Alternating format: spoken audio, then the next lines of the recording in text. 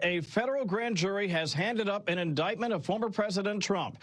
Trump faces 4 counts, including conspiracy to obstruct an official proceeding and conspiracy to defraud the U.S. The indictment also mentions 6 unnamed co-conspirators, including 4 attorneys, 1 DOJ official, and 1 political consultant. The president has to be in court on August the 3rd. That, of course, is this coming Thursday.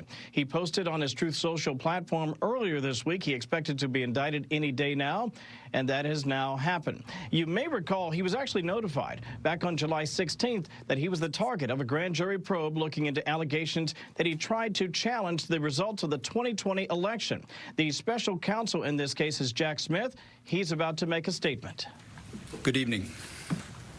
Today, an indictment was unsealed, charging Donald J. Trump with conspiring to defraud the United States, conspiring to disenfranchise voters, and conspiring and attempting to obstruct an official proceeding. The indictment was issued by a grand jury of citizens here in the District of Columbia, and it sets forth the crimes charged in detail. I encourage everyone to read it in full.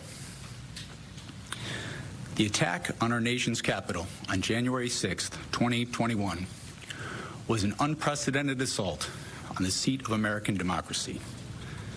As described in the indictment, it was fueled by lies. Lies by the defendant targeted at obstructing a bedrock function of the U.S. government, the nation's process of collecting, counting, and certifying the results of the presidential election.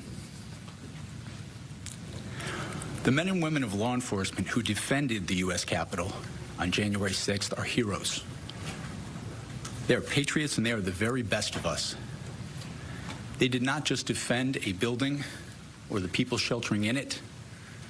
They put their lives on the line to defend who we are as a country and as a people.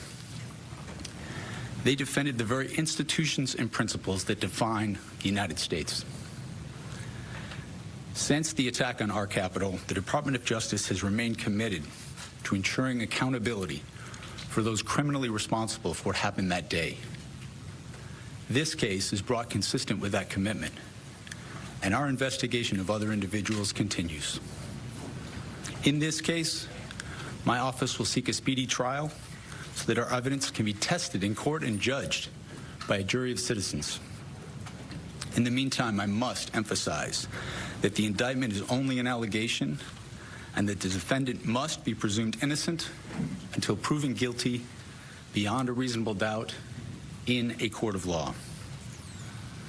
I would like to thank the members of the Federal Bureau of Investigation who are working on this investigation with my office, as well as the many career prosecutors and law enforcement agents from around the country who have worked on previous January 6th investigations.